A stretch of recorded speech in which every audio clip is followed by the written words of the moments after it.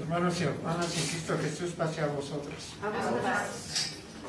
También damos la cordial bienvenida a todos los que a través del internet nos ven y nos escuchan. Los invitamos a que se unan a nosotros en este estudio de Escuela Sabática. ¿Cuál es el título de nuestra lección?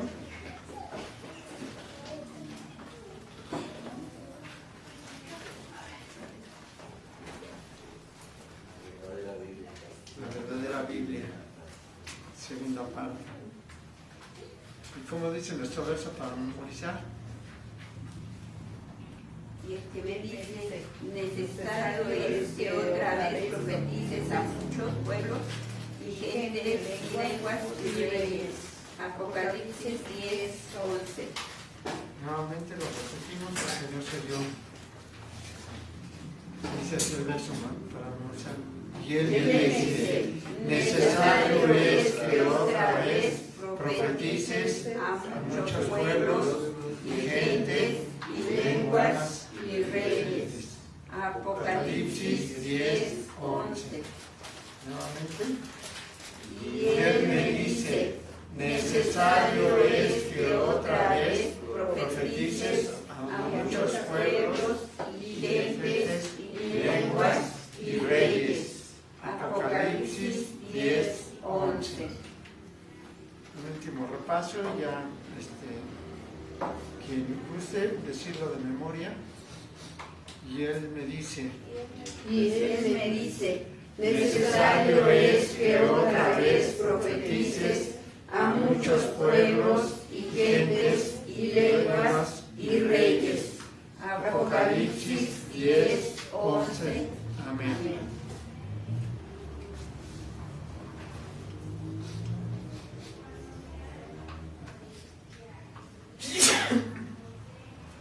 ¿Quién? Nuestra hermana Erika.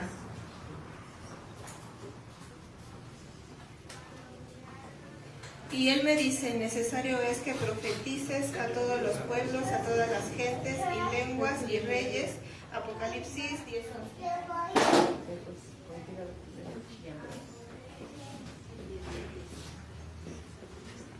Dice, y él me dice, es necesario que otra vez profetices a muchos pueblos y gentes y lenguas y reyes.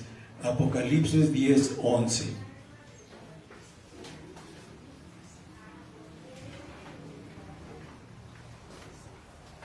Y él me dice, necesario que otra vez profetices a muchos pueblos y gentes y reyes y lenguas y reyes. Apocalipsis 10:11. Amén. Y él me dice, necesario es que otra vez profetices a muchos pueblos y mucha gente, y lenguas y reyes. Apocalipsis 10:11. Amén.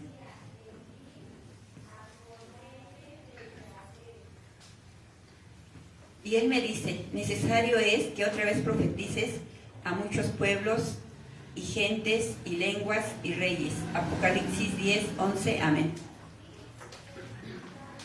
Y él me dice, necesario es que otra vez profetices a muchos pueblos y gentes y lenguas y reyes. Apocalipsis 10:11. Amén.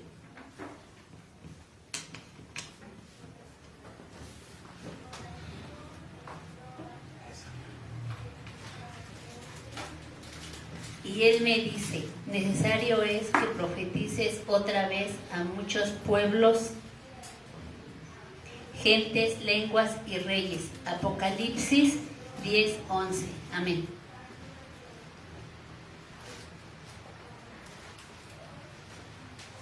Y él me dice, es necesario que otra vez profetices a muchos pueblos y gentes y lenguas y reyes. Apocalipsis 10:11. Amén. Y él me dice, necesario es que otra vez profetices a muchos pueblos y gentes y lenguas y reyes. Apocalipsis 10:11. Amén.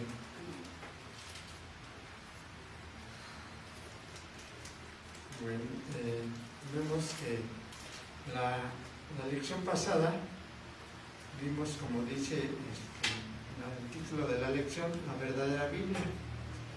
Entonces, estamos conociendo la historia de la verdadera Biblia, que es la que estudiamos aquí, y como hemos confirmado que a través de las profecías nos damos cuenta que estamos estudiando la verdadera Biblia, y también por medio de la arqueología podemos comprobar eso, porque ¿qué dice el contenido? ¿Quién le quiere dar lectura a la primera parte?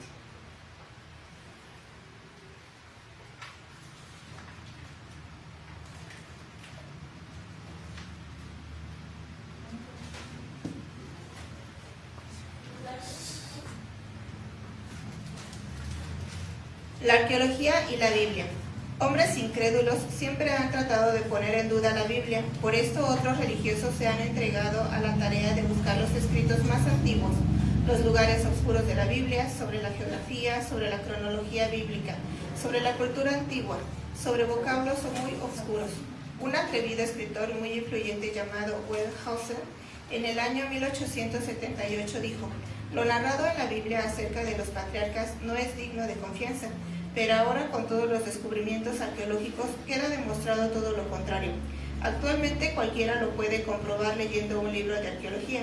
Por ejemplo, en la biblioteca John Rylands de Inglaterra se encuentra un fragmento del Evangelio de Juan de 6.5 por 9 centímetros encontrado en unos montones de basura y comprado por B.P. Greenfield.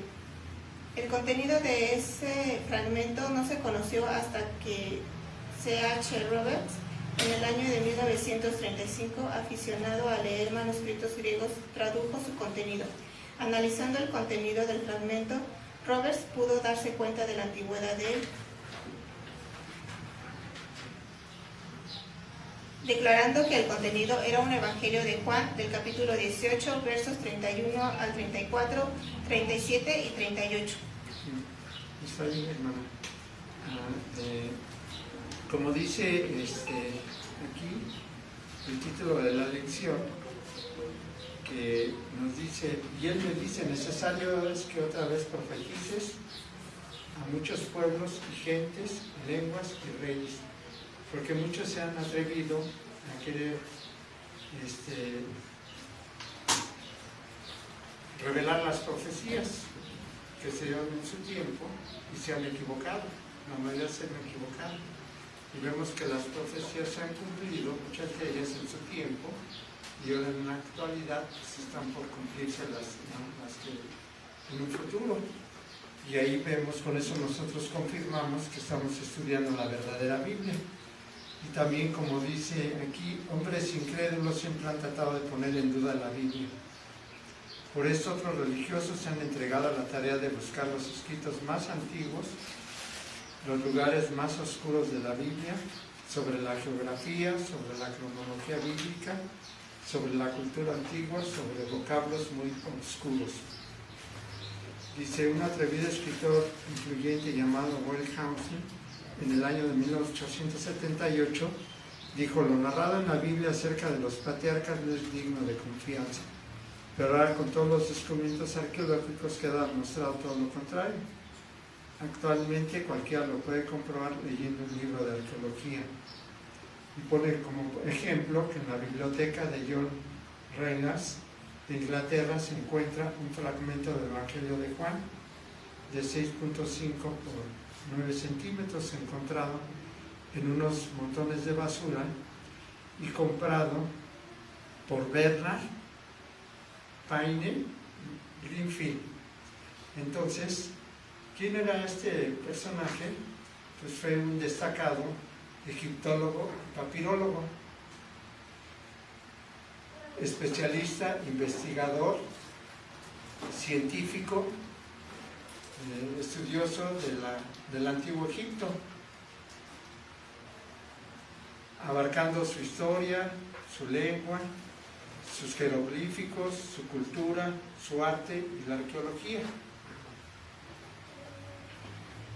De ascendencia precisamente británica, que trabajaba en la Universidad de Oxford, Inglaterra, y era reconocido mundialmente por sus excavaciones arqueológicas en Egipto a finales del siglo XIX y principios del siglo XX.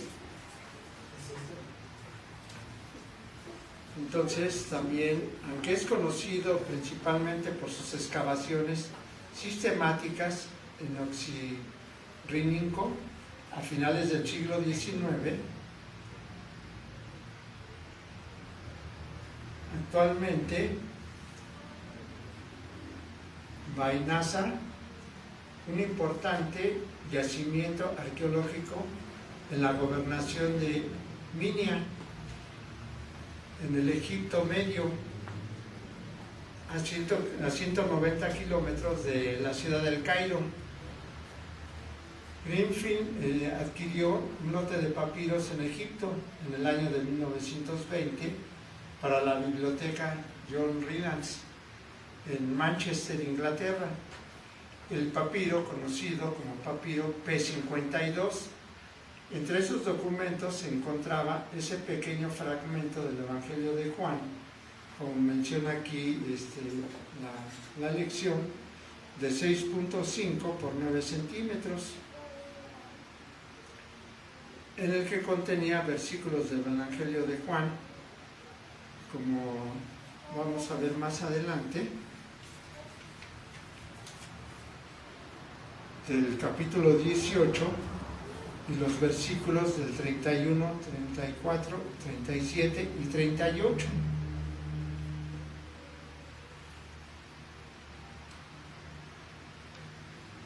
Que fue encontrado precisamente en la basura. ¿Dónde se encontraba esta basurero? Precisamente como aquí menciono, en un importante yacimiento arqueológico en la gobernación de Minia, en el Egipto Medio, a 190 kilómetros del Cairo. ¿Hasta aquí algún comentario? ¿No? Entonces, ¿alguien le quiere dar lectura a la otra parte?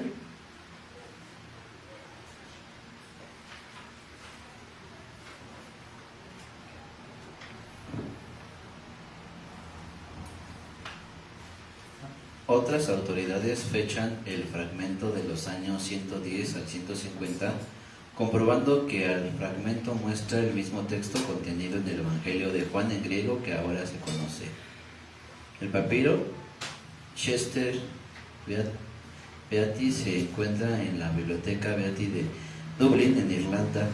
Es una colección de manuscritos bíblicos fechados por los años 200 después de Cristo. Se le da el nombre del que obtuvo esta cantidad de manuscritos. Fueron encontrados en Egipto en la biblioteca antigua de una iglesia. Esta colección contiene el Génesis, Números, Deuteronomio, Esther, Isaías, Jeremías, Ezequiel, Daniel, Eclesiastés, porciones de los Evangelios, Hechos, Epístolas de Pablo y Apocalipsis. En la misma época se fecha el papiro Bodmer, hallado también en Egipto, encontrándose dos copias del Evangelio de Juan. Una va unida al Evangelio de Lucas formando un solo libro. Posteriores a esto se encuentran el Códice Sinaítico. Códice es una palabra latina, codex, que significa tronco de árbol, refiriéndose en esta forma a los manuscritos más antiguos en forma de tabletas hechos de madera encerrada. Este fue el principio de lo que ahora se conoce como libro.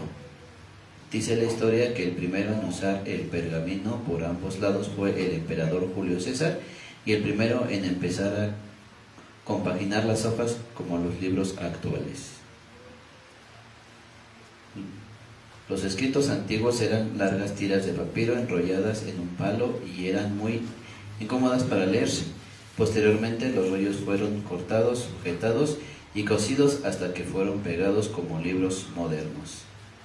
Se calcula que el Códice Sinaítico es de los años 350 después de Cristo y probablemente contenía 730 hojas, pero en la actualidad solo se conservan 390.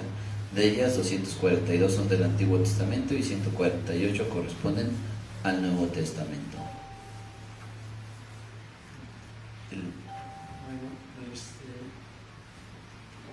como decíamos, ¿no?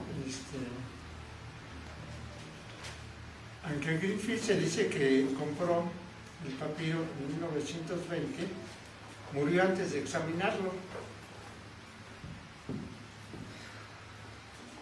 Y fue Colin H. Roberts quien en 1934 identificó como el manuscrito más antiguo conocido en el Nuevo Testamento, datado del año 125 o 150 después de Cristo. Se dice que también que Greenfield y Cohn transformaron la comprensión del cristianismo primitivo al recuperar estos textos que incluyen no solo un fragmento del Evangelio, sino también cartas privadas y documentos legales de los siglos del 1 al 4.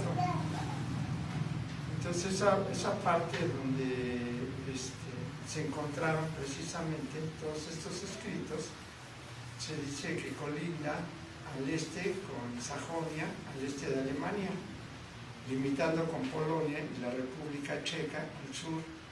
Su capital es Dresde y su ciudad más poblada es Leipzig, y es una región histórica. Se dice que no nomás fueron encontrados esos, sino que fueron encontrados más manuscritos antiguos, que porque eran toneladas de escritos que estaban en la basura porque eran desechados, pero pues, tenían una importancia muy para la historia y para poder pues saber realmente, ¿no?, de qué se trataban esos escritos. Y vemos cómo hubo personas que se dedicaron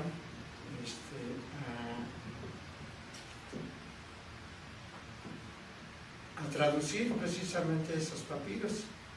Y como vemos, como Bernard Payne Greenfield pues no le alcanzó la vida para poder exhaustivamente poder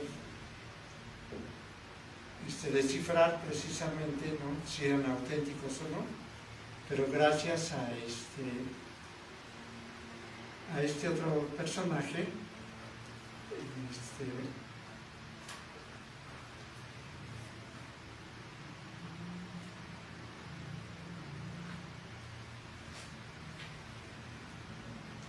y también dice, se cree que este papiro procede de los vertederos de la antigua ciudad de Huitzilinco, en la región del este de Fayum, donde Griffin encontraron toneladas de documentos desechados. Imagínense, no era un solo papiro, un solo documento, sino eran toneladas. Y para poder pues, escoger dentro de todas esas toneladas los que eran interesantes, los que podían aportar algo para la historia, pues fue una labor muy minuciosa, con bastante esfuerzo y de mucha gente que tuvo que trabajar ahí para poder ir seleccionando, ir separando y poderlos llevar a otro lugar para que ellos pudieran pues ir ahora sí que profundamente poderlos interpretar para podernos dejar este legado tan hermoso que comprueba que verdaderamente estamos estudiando la verdadera Biblia y quitando la incredulidad de esos que se atrevieron a decir que eran falsos, ¿no?, que no tenían ningún fundamento bíblico, ¿no?, como lo menciona aquí al principio. Dice, hombres incrédulos siempre han tratado de poner en duda la Biblia, como este atrevido escritor muy influyente llamado Will Housen en el año de 1978, que decía que lo narrado en la Biblia acerca de los patriarcas no era digno de confianza. Entonces es un trabajo pues muy meticuloso, muy importante, porque a través de eso, de la arqueología, de la historia, nos damos cuenta que verdaderamente pues nos han ahorrado un gran trabajo, porque pues dice que Bernard Paine pues precisamente era un destacado egiptólogo y papirólogo que dedicó mucho tiempo pues precisamente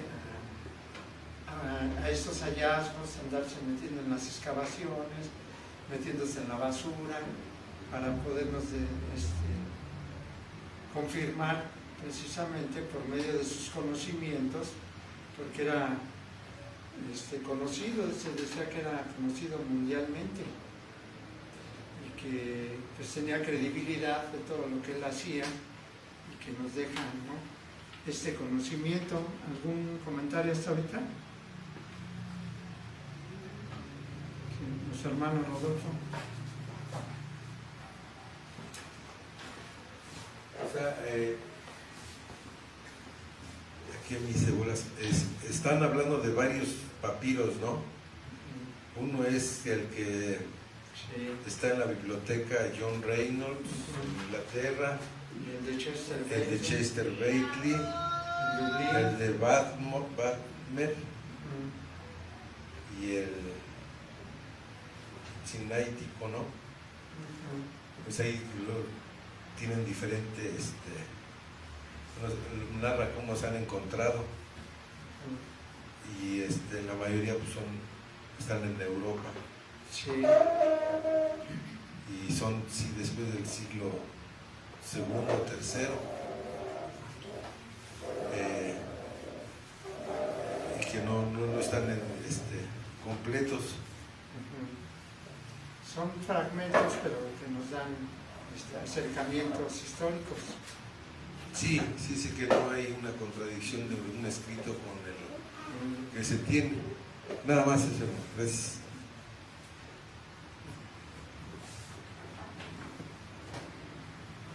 ¿No hay ningún otro comentario? Seguimos adelante. Tiene que dar lectura a la siguiente parte.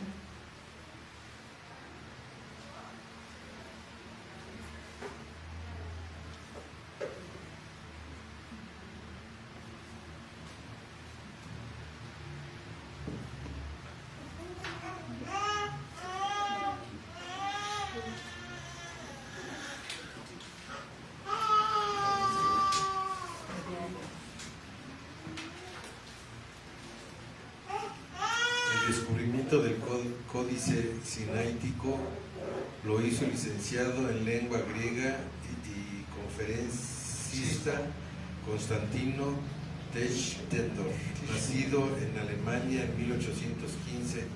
Cuando tenía 29 años hizo un viaje a Tierra Santa con el fin de buscar manuscritos bíblicos antiguos, y visitando la biblioteca del monasterio de Santa Catalina en el monte Sinaí, descubrió algunas porciones de este manuscrito, el cual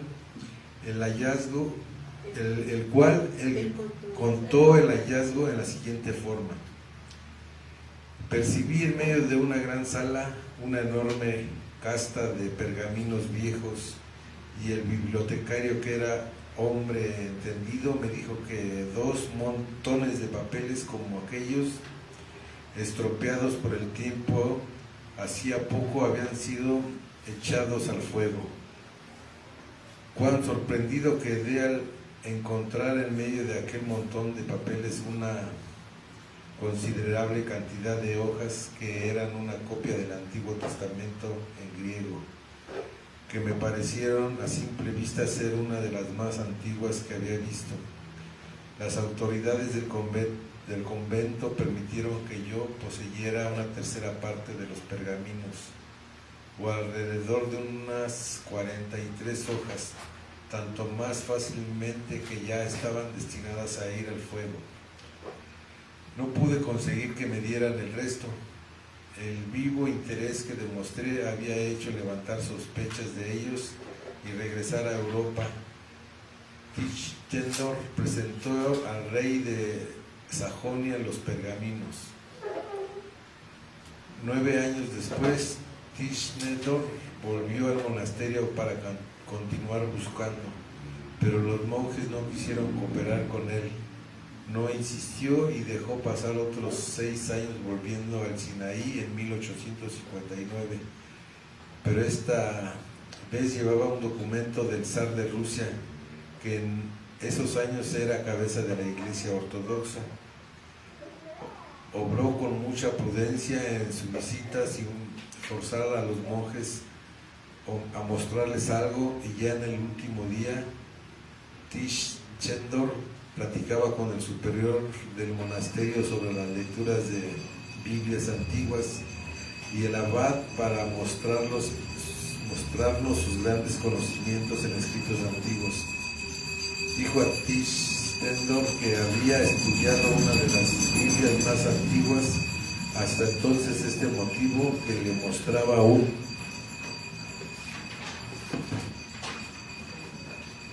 grueso paquete envuelto en un trapo que contenía el códice más antiguo. Suplicó le permitieran leerlo, y esa última noche copió lo que más pudo.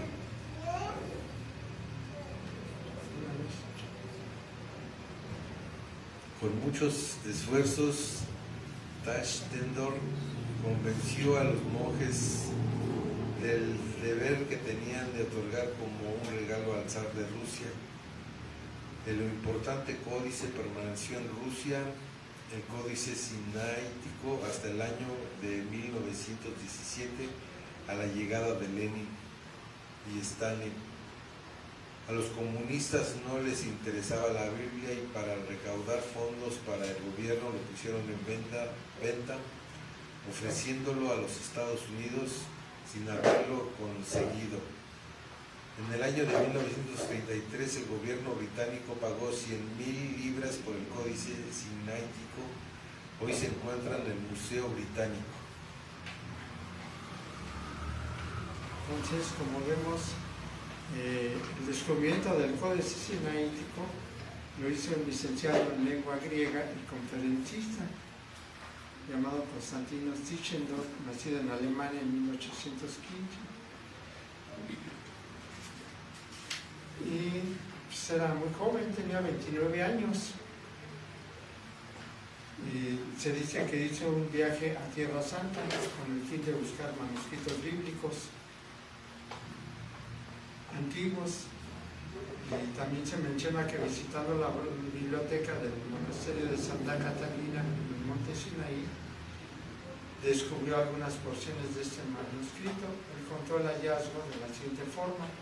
Dice que percibió en medio de una gran sala una enorme cesta de pergaminos viejos, y el bibliotecario, que era un hombre entendido, me dijo que 2 montones de papeles como aquellos estropeados por el tiempo hacía poco habían sido echados al fuego, y se sorprendió al encontrar en medio de aquel montón de papeles una considerable cantidad de hojas que eran copia del Antiguo Testamento en griego, que a simple vista le parecieron una de las más antiguas que había visto, y que las autoridades del monasterio le permitieron que poseyera una parte de los pergaminos, alrededor de unas 43 hojas. Tanto más fácilmente dice que ya estaban destinadas a ir a la basura, ir hasta quemar. Y por haber demostrado un interés que hizo, pues se perdió de la oportunidad que le dieran los demás copias, que también estaban destinados a la basura, al fuego. Entonces eso no le permitió. Y dice que regresó a Europa, se presentó al rey de Sajonia los pergaminos. Dice que después de 9 años regresó al monasterio para continuar buscando, pero los monjes, desconfiados, pues no quisieron cooperar con él. Dice que no insistió y dejó pasar otros 6 años. No perdió el interés, sino que en 1859 volvió nuevamente, pero ya llevaba un documento del Zar de Rusia, que en esos años era cabeza de la Iglesia Ortodoxa. Logró con mucha prudencia en su visita sin forzar a los monjes a mostrarles algo. Ya en el último, Tischendorf platicaba con el superior del monasterio sobre sus lecturas de Biblias antiguas, y el abad, para mostrarnos sus grandes conocimientos en los escritos antiguos, dijo a Tischendorf que había estudiado una de las Biblias más antiguas hasta entonces, y eso motivó a que le mostrara un grueso paquete envuelto en un trapo que contenía el códice más antiguo. Suplicó que le permitiera leerlo, y esa última noche copió lo más que pudo. Con muchos esfuerzos, Tischendorf convenció a los monjes del deber que tenían de entregar como un regalo al Zar de Rusia el importante códice, que permaneció en Rusia hasta el año de 1917, hasta la llegada del comunismo con Lenin y Stalin. Y como a ellos no les interesaba la Biblia, quisieron venderlo para recaudar fondos a Estados Unidos, pero Estados Unidos no aceptó. Y en el año de 1933, el gobierno británico pagó 100.000 libras por el códice sinaítico, que hoy se encuentra exhibido en el Museo Británico. Entonces vemos hasta aquí cómo Dios ha permitido que se llegue precisamente al descubrimiento de esos escritos que verifican la autenticidad de la Biblia verdadera, y que por medio de estos descubrimientos y de la arqueología nosotros podemos comprobar precisamente que podamos tener esa certeza de lo que nosotros estamos estudiando, de la fe que tenemos, de la doctrina que tenemos, que realmente proviene de Dios y que es muy importante para nuestra vida personal. En que dice que en el año el gobierno británico pagó 100.000 libras, pero los pagó precisamente por un interés de llegar a tener esos escritos, no para darlos a conocer, sino para exhibirlos en un museo. Y gracias a esas traducciones que se han dado, pues hasta nosotros ha llegado, sin pagar grandes cantidades, precisamente este hermoso libro ya traducido del griego al latín y del latín al español, y tenemos también la bendición de poder conocer por medio de la historia, por medio de la literatura, por medio de la escritura, precisamente conocer lo maravilloso y lo hermoso que es este libro sagrado. Nuestra hermana Sarita.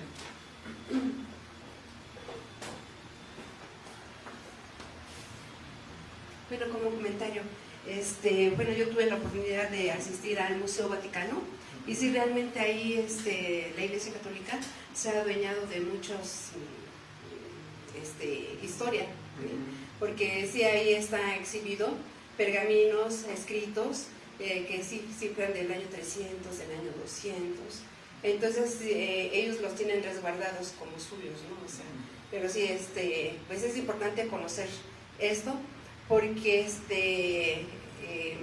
bueno, la Iglesia Católica se adjudica que ellos son los resguardadores de la palabra de Dios, siendo que pues ellos han obtenido, ¿no? Por tanta riqueza que tienen, pues todos esos esa historia que ahora se la adjudican. Y sí, realmente, o sea, sí se queda uno maravillado de ver los pergaminos, los escritos muy antiguos, porque no nada más hay pergaminos, sino que hay mucho más historia que sí data de, ahí dice, ¿no? Que se data de esos años. y pues pues podemos corroborar ahí mismo en ese aspecto, que pues sí, la palabra de Dios pues siempre ha sido, permanece y sigue siendo resguardada por el mismo Dios para que podamos todos obtenerla. Y pues salir de esos museos, pues es pues se queda uno, ¿no? Maravillado de tanto. Yo en esas visitas, independientemente de saber la historia de la Iglesia Católica, o sea, sí es mucha historia que se pone uno a analizarlo, y es la historia de la Iglesia de Dios que la Iglesia Católica se adjudicó. O sea, toda esa es historia de la Iglesia de Dios, pero está ahora la Iglesia Católica como ella diciendo esta es nuestra historia, siendo que él mismo ahí, o sea, da la razón, porque a la iglesia más antigua, que está en Roma, se fundó en el año 325, 349. O sea, y esa fue la primera iglesia católica que se hizo. Ahí está la iglesia, todavía está en pie, y ahí dicen, esta fue la primera iglesia que estuvo aquí en Roma. Entonces ahí vemos, o sea, la comparación de la Iglesia de Dios, de en qué año se fundó y hasta qué año se fundó la Iglesia Católica, y ahí mismo la tienen, esa historia. Entonces pues sí es importante ver eso. Que todavía cuando en los tiempos antiguos, de los patriarcas, de los profetas, pues ellos todavía existían como Iglesia Católica. Nada más que desafortunadamente pues la gente no le gusta investigar, no le gusta leer, no le gusta conocer la historia para darse cuenta verdaderamente cuál es la verdadera iglesia. Y gracias por sus comentarios, que son muy importantes, porque a través de ello pues nosotros confirmamos más nuestra fe y sabemos, ¿no?, que Dios es tan grande, tan maravilloso, tan importante, que todas estas investigaciones que se hacen pues nos traen mucha luz en el conocimiento para saber verdaderamente. Y como dice nuestra hermana, ¿no?, ellos se adjudican cuando sabemos que no es así, porque Dios no puede morar en algo que fue fundado precisamente con el abuso, con la sangre de muchos inocentes y sobre todo de muchos mártires cristianos. Entonces hay una incongruencia muy grande entre la parte que ellos mencionan y la parte verdadera de lo que es la verdadera historia.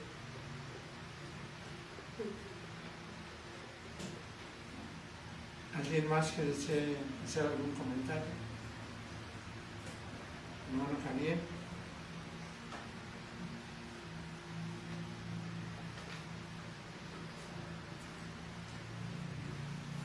Pues nada más aquí lo importante, hermanos, es considerar lo que la lección nos dice, precisamente la parte de la veracidad.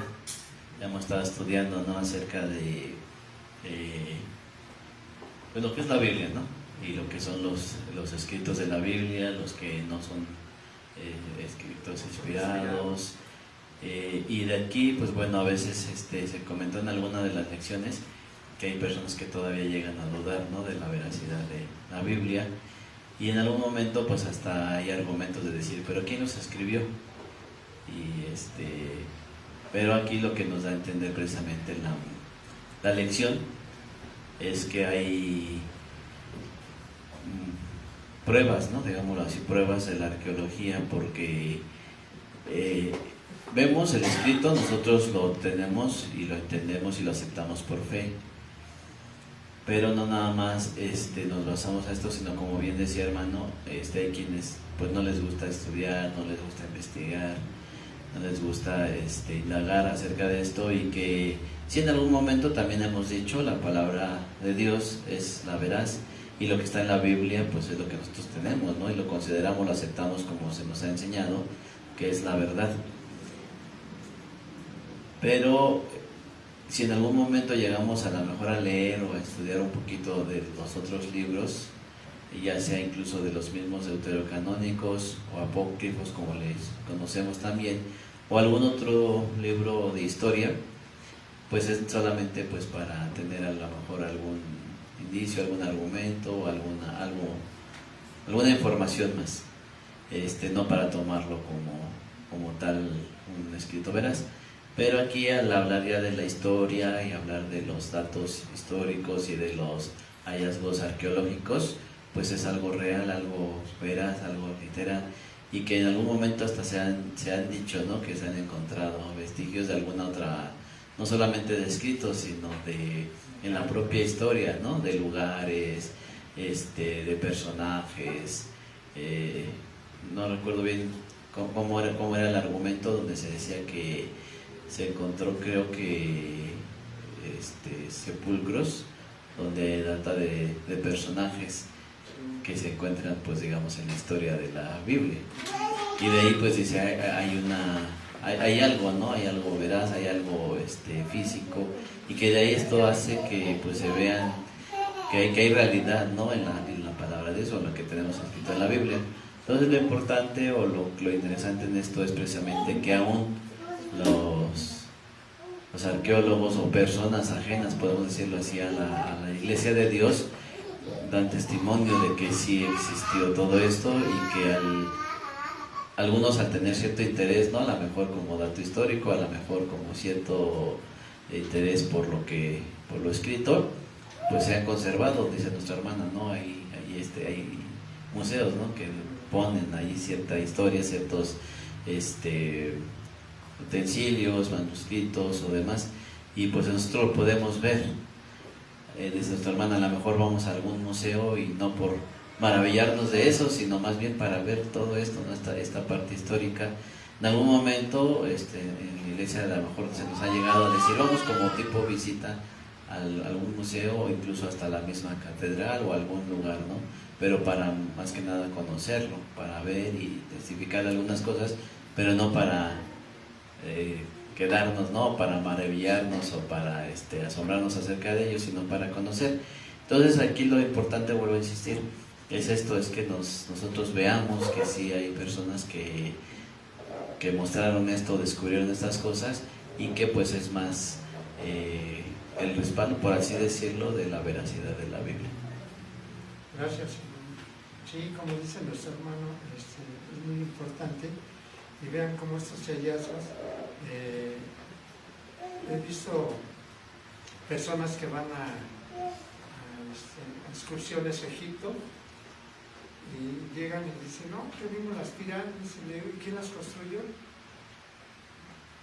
No, le digo, el pueblo de Israel construyó esas pirámides porque estuvo 500 años ahí, y nos hablan de la historia, y quedó precisamente esas construcciones nos hablan también parte de la veracidad, de que verdaderamente, ¿no?, existe toda la historia dentro de la Biblia.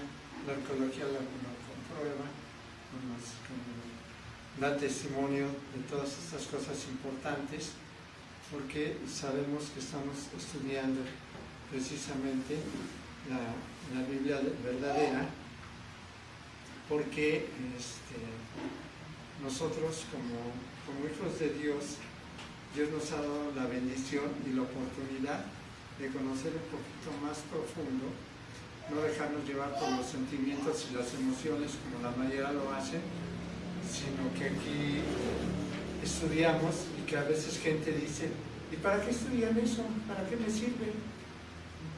Pues ¿para qué me sirve? Pues para conocer verdaderamente la existencia de Dios, y que su libro sagrado da testimonio de él, y que todo es verídico, y que todas sus promesas, toda nuestra fe, toda nuestra doctrina tiene un fundamento, y ese fundamento pues está basado en el conocimiento, no nomás es en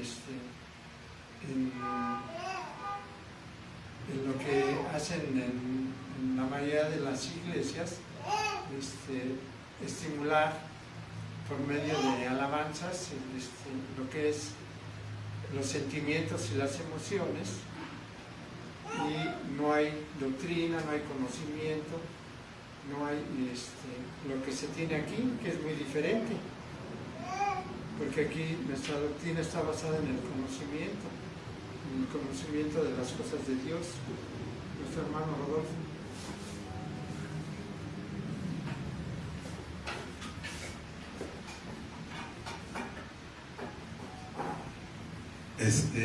Básicamente lo que es la lección es una comprobación de que los escritos que actualmente se tienen no están alterados, modificados, porque hay antiguos escritos.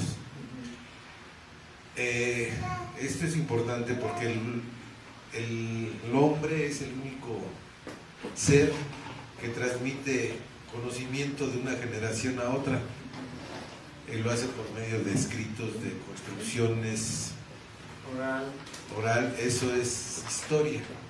Pero dentro de esa transmisión de conocimientos existen intereses o variantes o poder, el cual esos escritos, que es la palabra de Dios, le pueden anexar palabra de hombres. Y eso llega a nuestros tiempos y causa esa confusión. Por ejemplo, este códice siniáptico tiene libros apócrifos. Entonces, ahí hay gente que dice, no, mira, nosotros somos la verdadera porque desde tal tiempo traemos el escrito y trae más libros que la tuya. Sí, y si no se tiene el conocimiento histórico, se puede caer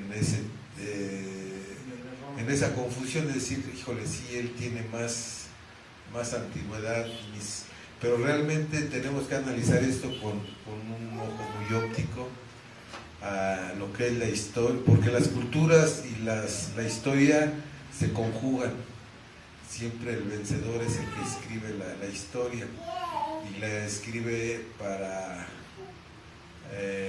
reforzar cierta cultura, cierta economía, mantener ese poder. Y nosotros tenemos que observar bien dónde fue, quién lo escribió, qué tipo de intereses. Luego que se mencionaba hasta el zar de Rusia, que es el comunismo, no aceptaba la religión, ningún tipo de religión. Entonces, todo eso es historia y nosotros tenemos que verla de una manera objetiva. Sí, pues los ortodoxos, pues como sabemos, es una oposición del catolicismo, se oponen al Papa, pero pues también están equivocados, ¿no? Porque pues quieren mantener sus tradiciones antiguas, pero sin apegarse a la verdad, buscando sus propios beneficios. ¿Algún otro comentario? Hermano, ¿puedo hacer un comentario? Sí.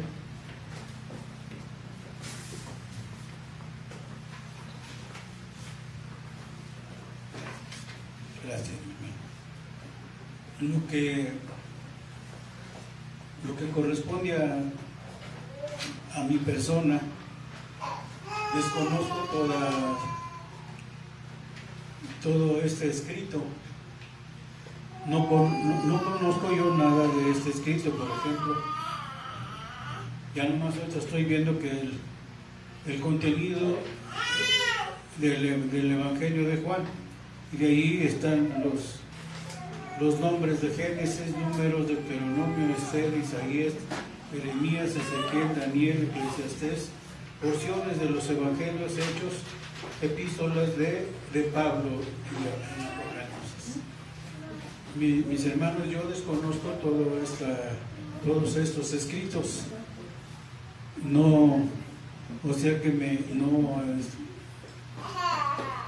desconozco donde se encuentre un museo a donde pueda haber algo de lo que está aquí escrito. Desconozco. He ido a los museos, sí, pero a otra cosa. Ajá.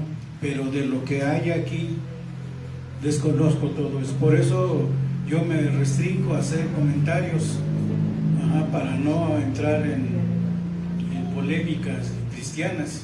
Bueno, todos lo desconocemos. Ajá. Yo lo desconozco, ajá, porque no, tanto los libros apócrifos que ya se han leído, no los conozco, y a eso que yo pertenecí en un tiempo a la Iglesia Católica. Ajá. No los leía, o no los tenía, o no los podía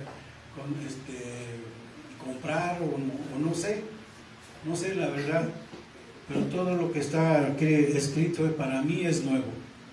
Por eso luego me resisto yo a hacer comentarios, para no entrar en polémicas cristianas. Mis hermanas Sarita.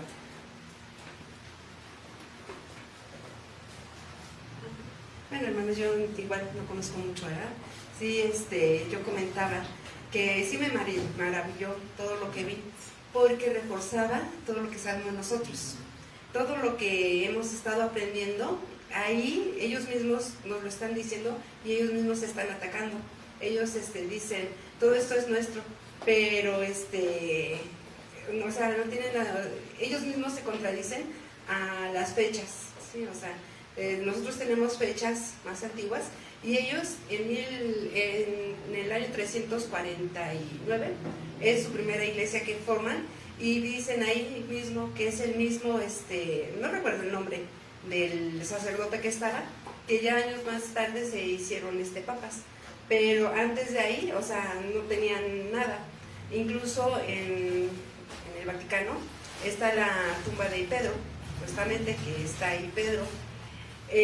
Nos llamaba mucho la atención porque la estatua de Pedro era una estatua, supongamos, está en lo alto, y supongamos que era una de esta altura, pero había papas más influyentes que su estatua medía mucho más grande.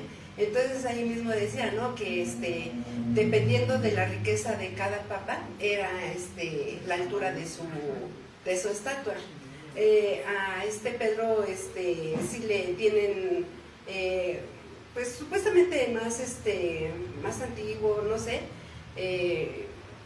o como que quisieron adornar más, pero hay papas que están mucho más adornados, que están mucho más pues costosos. Luego se ve que sí tenían una influencia de riqueza mucho más grande. Y a Pedro, o sea, su tumba está ahí, pero ahí está la aclaración también, que se supone que esté ahí, pero que no sé quién lo sacó de ahí y se lo llevó a otra parte. Entonces, o sea, son ellos mismos sus mentiras que tienen. Y de las fechas que coinciden, bueno, también hacíamos, perdón, la aclaración, hacíamos el comentario que el hermano Edmundo, sin la necesidad de haber ido a corroborarlo, tiene aquí en esos escritos exactamente lo mismo que dicen estos escritos, lo mismo dicen allá en Roma, y están así, por ejemplo, en una pared, está una página de lo que el hermano Edmundo escribió, y ahí vemos la contradicción, ¿no? O sea, que tienen, que ellos se quisieron adjudicar, pero que no tuvieron, o sea, no es como, no es ninguna comparación, pero la Biblia viene desde 1500 años en sincronía, bien exactamente, y ellos su historia la manejan así, unos dicen una cosa, otros dicen otra, y ahí se ven las contradicciones que tienen, y la verdadera, o sea, que nada más lo quisieron acomodar, y ellos lo toman como verdadero, como que sí, eso es todo. Entonces sí, por eso mismo yo decía, bueno, sí, comentábamos, es que, o sea, aquí está bien claro, o sea, y con el conocimiento que, pues, a través de nuestros ministros que nos han dado, pues podemos tener luz, no ver algo así. Alguien me preguntaba, ¿y si entienden todo eso? Pues sí lo estamos entendiendo, porque ya teníamos conocimiento de lo que se estaba tratando y de cuáles son las contradicciones, y pues ahí mismo las discutíamos, y pues llegamos a la conclusión que pues sí, realmente los ministros de la Iglesia de Dios son inspirados por el Espíritu Santo, porque sí saben de lo que están hablando, sí conocen, y sin necesidad de haber estado en el lugar de los hechos. Mire, hermano, aquí hay algo muy importante. tenemos un testigo presencial. Ella sí tuvo la oportunidad de corroborar, cosa que nosotros ninguno hemos tenido, pero nos hemos basado precisamente en los ministros que escribieron estos folletos que nos orientan, nos enseñan y al leerlos, y aquí la hermana pues, nos confirma más que verdaderamente pues, fueron hombres inspirados por Dios, que no fueron escritos al azar, y no necesitamos ir hasta allá para poder testificar, y que muy pocas personas tienen esa oportunidad de tener este tesoro de estos escritos, porque hasta ahorita de las iglesias que yo he visitado, ninguno he visto que tenga los folletos que nos oriente como se nos orienta aquí en la Iglesia de Dios, que tenga la doctrina que tiene la Iglesia de Dios. Y con eso nosotros comprobamos que verdaderamente estamos parados en la verdad y que seguimos una fe verdadera. Ya llegaron los niños, vamos a darles oportunidad. Ya nada más faltan las preguntas. Nos vamos a dejar para la siguiente.